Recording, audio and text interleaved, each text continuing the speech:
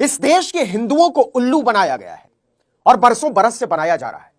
आपको लग सकता है कि 50 करोड़ लोगों को उल्लू कैसे बनाया जा सकता है, उन्हें भेड़ बकरियों में तब्दील कैसे किया जा सकता है। बिल्कुल किया जा सकता है, अगर मीडिया सवाल पूछना बंद कर दे, पत्रकार सिस्टम के दलाल तंत्र में तब्दील हो जाए और बुद्धिजीवी तार्किकता को तिरोहित कर दे। मेरे पीछे आप एक क्लिपिंग देख रहे होंगे, यह 2013 के कुंभ को लेकर एक न्यूज क्लिपिंग है। ऊपर दाहिनी तरफ लिखा देख रहे होंगे हिंदुस्तान, और शीर्षक है सूर्य, चंद्रमा और बृहस्पति के एक साथ आने से प्रयाग में 147 वर्ष बाद बना था यह दुर्लभ संयोग। इसमें लिखा है, आयोजन स्थल के अलावा कुंभ में स्नान की तिथियों तथा बाकी चीजों के निर्धारण में ज्योतिष और खगोलीय घटनाक्रमों का महत्वपूर्ण योगदान होता है।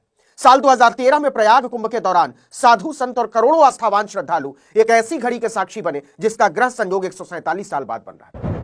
अब समझिए कि कैसे करोड़ों करोड़ हिंदुओं को उल्लू बनाया गया और लगातार बनाया जा रहा है। 2025 के कुंभ में भी इन्हीं तीनों ग्रहों यानी सूर्य, चंद्रमा और बृहस्पति के एक साथ आने के संयोग को आधार बनाकर 144 साल बाद आए कुंभ की थ्योरी गढ़ी गई। मतलब या तो 2013 में हिंदुओं को उल्लू बनाया गया था और नहीं तो 2025 में बनाया गया है। यह भी संभव है दोनों बार उल्लू बनाया गया हो, क्योंकि अगर 2013 में 147 साल बाद संयोग बना था, फिर अगला संयोग तो 2160 में बनना चाहिए था। उन लोगों को झापड़ मारा जाना चाहिए जो 12 साल को 144 साल की गणना में तब्दील करके हिंदुओं को मौत के दड़बे में झोंक रहे हैं। याद कीजिए, उस समय भी इलाहाबाद में भयानक रेल हादसा हुआ था और इस बार 144 साल की थ्योरी ने तो भीड़ के सारे रिकॉर्ड तोड़ दिए, यही अखबार बता रहे हैं। हमने धर्म के बहुत सारे विद्वानों और आचार्यों से बात की और सबने कहा कि 144 साल बाद वाला फॉर्मूला शुद्ध तौर पर बकवास है, फ्रॉड है। किसी भी शास्त्र में 144 साल बाद आने वाले महात्म्य का कोई जिक्र नहीं है। सब जगह यही लिखा है कि हर 6 साल पर अंत कुंभ लगता है और हर 12 साल पर कुंभ, बस और कुछ नहीं। लेकिन योगी आदित्यनाथ की सरकार ने, नरेंद्र मोदी ने, भाजपा ने भीड़ बढ़ाने के लिए इस फर्जीवाड़े को बढ़ावा दिया कि जिंदगी में यह मौका दोबारा नहीं आएगा। नतीजा गांव के गांव बढ़ पड़े इलाहाबाद की तरफ, और इनमें बहुत बड़ी संख्या बुजुर्गों की है जिनके दिमाग में राजनीतिक इश्तिहारों ने ठूंस दिया है कि अगर कुंभ में इस बार नहीं नहाए तो जीवन व्यर्थ चला जाएगा, क्योंकि अब यह मौका 144 साल बाद आएगा। मतलब आज के जिंदा लोगों को तो छोड़ दीजिए, अगले 10, 20, 30, 40, 50 साल में जो भी लोग पैदा होंगे उनको भी यह मौका नहीं मिलेगा इनके हिसाब से। तो सवाल है कि जिस सूर्य, चंद्रमा और बृहस्पति के एक साथ आने का संयोग 2013 में 147 साल बना था और फिर इतने समय बाद दोबारा बनने वाला था, वो केवल 12 साल में कैसे बन गया? और जो दुष्टता की इंतहा है वो ये कि तब भी यह कहा गया था कि इस जन्म में फिर मौका नहीं मिलेगा, नहा लो, और इस बार भी यही कहा गया कि इस जन्म में मौका नहीं मिलेगा, नहा लो।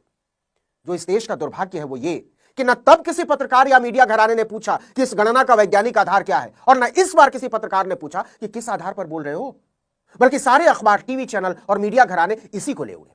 आज तक जैसे चैनलों ने तो बाकायदा सुधीर चौधरी को खड़ा करके कहा कि इस जन्म में तो ऐसा पुण्य मिलने से रहा, सरकार ने इसे प्रचारित करने में सैकड़ों करोड़ रुपए फूंक डाले, और इसमें न मुख्यमंत्री पीछे रहे, न प्रधानमंत्री, न उपराष्ट्रपति, न राष्ट्रपति, न मंत्री, न विपक्ष के नेता। सबने मिलकर इस झूठ को मजबूत किया कि अगर इस बार कुंभ में स्नान नहीं किया तो जिंदगी सफल नहीं हो पाएगी। कौन सा ऐसा मीडिया घराना है जिसने इस झूठ को हवा नहीं दी?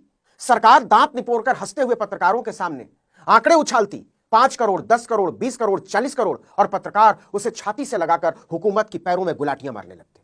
कोई पूछने वाला नहीं था कि इसका आधार क्या है, गिन कैसे रहे हो, क्या इतने लोग समा भी सकते हैं? और इन्हीं लोगों ने तब नहीं पूछा कि जब 50 करोड़ लोगों को गिन लिया तो मारे गए लोगों को क्यों नहीं गिन सके?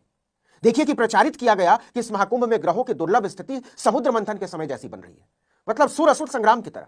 किसी ने नहीं पूछा कि इस घटना की विश्वसनीयता क्या है और उस समय ग्रहों की स्थिति को देखने और उसे दर्ज किए जाने के प्रमाण क्या है। अच्छा, एक से एक धर्माचार्य कुंभ के मेले में लंगोट बांधकर नेताओं, धन्ना सेठों और ताकतवर लोगों को मलमल कर स्नान कराते नजर आए, आरती अनुष्ठान कराते नजर आए, भोजन जिमाते नजर आए। उनका दावा है कि वो धर्म के प्रकांड विद्वान है, लेकिन एक भी महामंडलेश्वर शंकराचार्य, संत, महात्मा, मठाधीश ने किसी ग्रंथ का हवाला देते हुए नहीं बताया कि इस जगह पर लिखा है 144 साल बाद लग रहा है ऐसा कुंभ।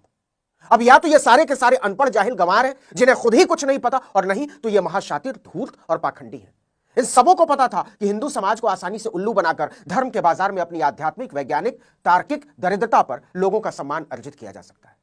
तो कुल मिलाकर सिलसिलेवार तरीके से सरकार ने, मीडिया ने, साधु संतों, महामंडलेश्वरों, मठाधीशों, महंतों ने हिंदू समाज का मजाक उड़ाया है, और न केवल मजाक उड़ाया है बल्कि अपना उल्लू सीधा किया है। लेकिन तमाम हत्याकांडों ने एक बात बिल्कुल शीशे की तरह साफ कर दी है। यह बात खुल गई कि हिंदू धर्म के कुंभी धर्मगुरु निहायत लालची, मक्कार, स्वार्थी और एक नंबर के धूर्त थे। जब सचमुच में तीर्थयात्रियों को मदद की जरूरत पड़ी, सरकार को मदद के लिए मजबूर करने की जरूरत पड़ी, तो वो उनके पैरों में लौटते हुए नजर आए। किसी भी धर्म का महामंडलेश्वर किसी धन्ना सेठ के बेटे को पकड़कर नहलाए, किसी नेता के ऊपर पानी की बौछार करे, इससे शर्मनाक, फूहड़ और लिजलिजी बात क्या हो सकती है? जो धर्मगुरु खुद ही लाभ, लोभ और लिप्सा से ऊपर नहीं उठा, उसकी धूर्तता का अंदाजा ही लगाया जा सकता है।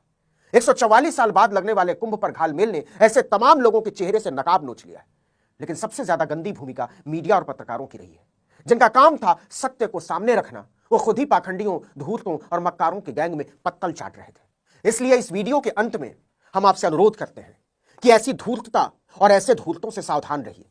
ये न धर्म के हो सकते हैं, न देश के, न समाज के और न ही मनुष्यता के। इन पाखंडियों और धूर्तों से अपने धर्म को बचा लीजिए, अपने देश को बचा लीजिए, अपने समाज को बचा लीजिए, अपने आप को बचा लीजिए, मनुष्यता को बचा लीजिए। और इसका एक ही तरीका है, अपने आप को तार्किक बनाइए। आंख मूंद कर न किसी बाबा पर भरोसा कीजिए, न किसी नेता पर भरोसा कीजिए और ना ही किसी मीडिया पर। अगर आपने तार्किकता का साथ छोड़ दिया तो ये सारे लोग मिलकर एक दिन आपको, आपके धर्म को, देश को और मनुष्यता को निगल जाएंगे और आप तब भी इनकी जय बोलते रहेंगे। अब तय कर लीजिए आपको क्या करना है, आपका पक्ष क्या है।